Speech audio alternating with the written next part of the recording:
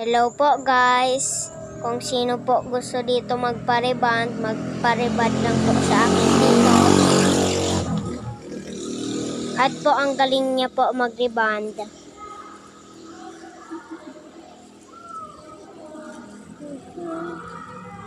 Hey guys, mag-reband tayo ngayon. I-reband ko ngayon ang mama ko. Kung sino nga po pala dyan gusto magpa-reband ay pag-message lamang po. Mag-plancha. Kulay lang. Di uling na plancha po ang gamit ko pag nagpa-plancha.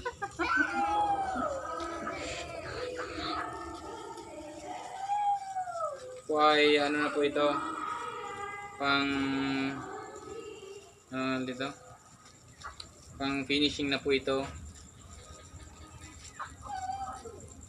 Dapat ito yung gusto kasi mo. Siyempre para relax, si mama lang naman yung i-reband natin, i-massage na natin siya.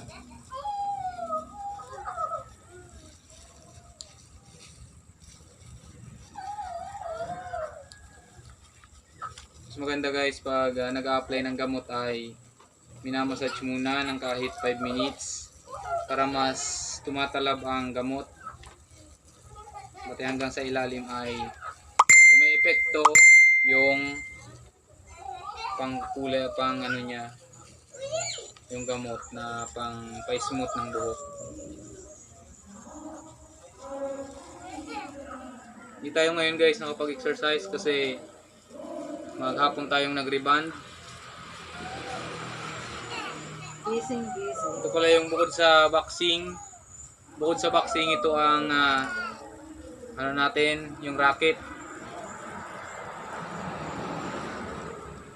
Ang trabaho po ni Tito ay mag-reband.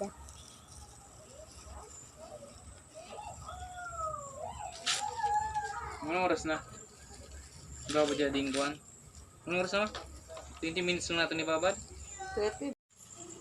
At ayan nga po, after 30 minutes ay babanlawan na natin ang buhok ng aking mama ng mabuti. Babanlawan po ng mabuti hanggang mag-clear na po yung tubig.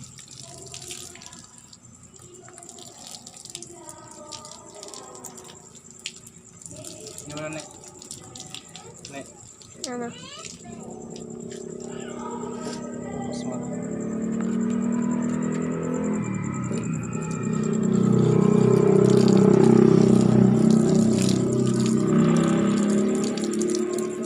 Okay lang kaya di? Ito lang init. Warm water nga ni, mainit. Ba't makarawit ya di? Hindi, nali. Sa gripo. Huwag sa drum. I-mix mo ito ni. Mix mo sa drum. Sarong pitsil. Yan po mga aktibong viewers ko dyan. Ganito po ang pagre-reband dito sa amin sa bundok. Low budget po pero quality po siya.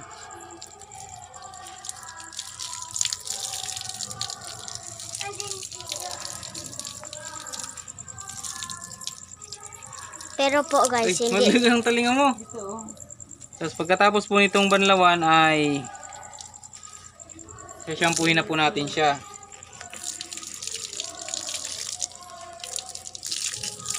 Hindi na. Ay, madam mo kang badong mo. Okay lang. Sige, sige. Wow.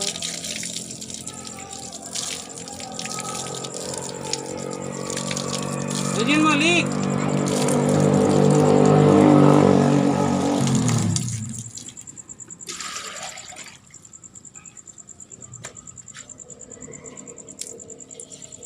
Hanggang mag-clear daw din.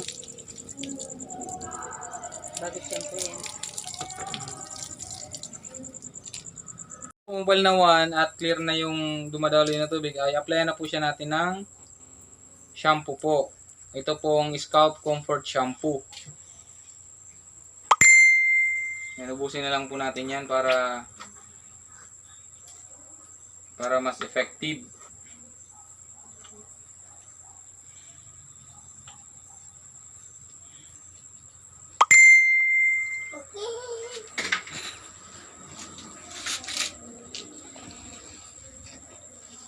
Dapat naghingkod ka ma. Yan pa ang mabango. Shampoo nga ni. Dapat naghingkod ka. Bay na, sige na pa mo. Yan po, yung massage lang po siya natin ng maayos. Mga 20 minutes po natin siyang i-massage sa buhok at sa scalp. Yan.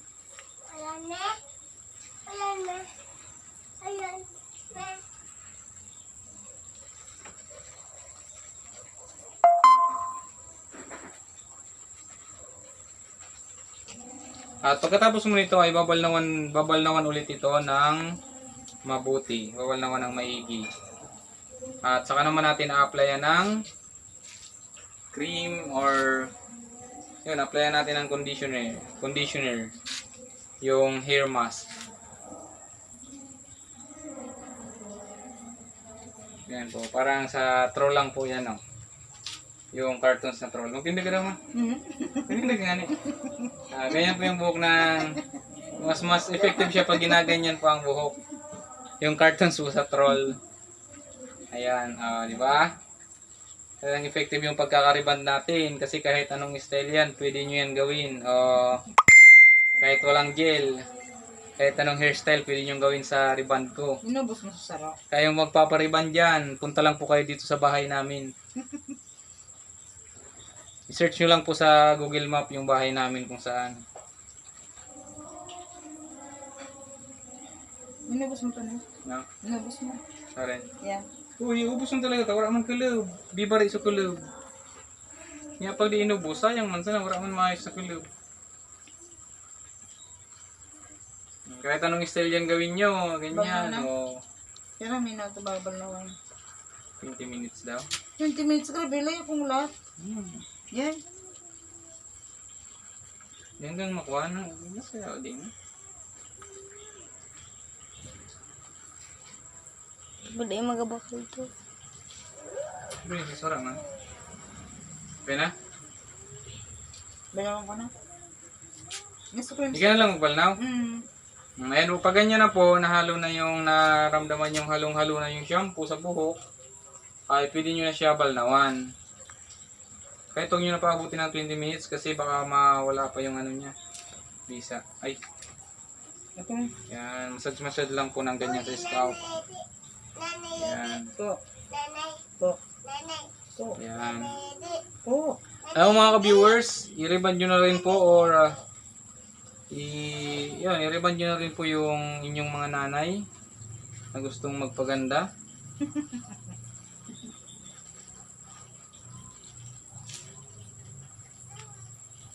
Grabe na nga yung hirap ng nanay mo. Ang damit, butas-butas. Ayan. So, nice po. Okay na? So, bumula na po siya ng ganyan. Pwede na po yan. Ayos, mga viewers. Wala na, di ka makanta. At ayan po, pagkatapos po ay pinabanlawan ko na lang po sa aking mama. At tinulungan ko na lang siya mag-massage. Dadabuban mo. Ako na magabubo. Ako na? Ako na magabubo. Ako na lang magbubuhos pala siya na Mabubuan mo. siya na magmamassage. At pakabalnaw po niyan, okay na po yan. Makikita natin mamaya ang resulta kung maayos ba pagkakariband ko or hindi. Kapag hindi maayos, pasensyahan na lang. Pero kapag maayos, okay.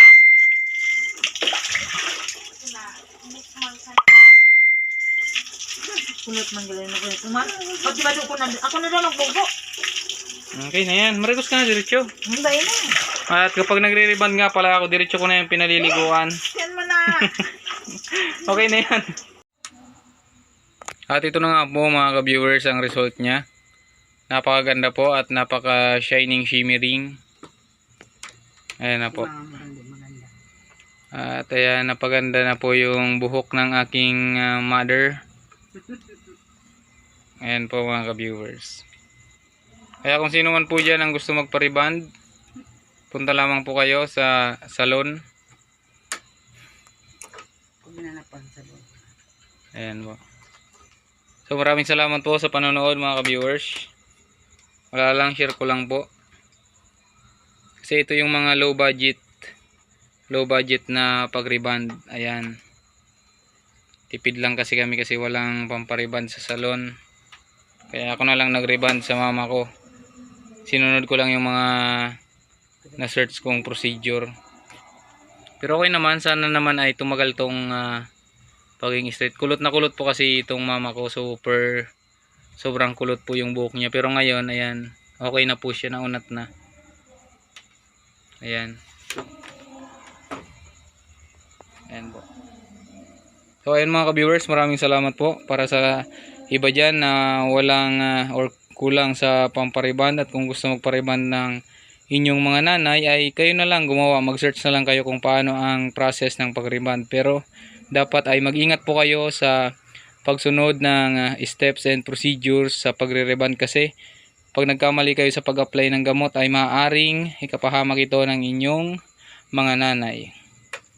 Pero okay naman na yan kahit hindi na magpariband ng inyong nanay, kasi talagang ang lahat ng nanay ay natural na maganda na yan kahit hindi magpariband. Ayan, maraming salamat sa inyo mga viewers. Yun lamang po.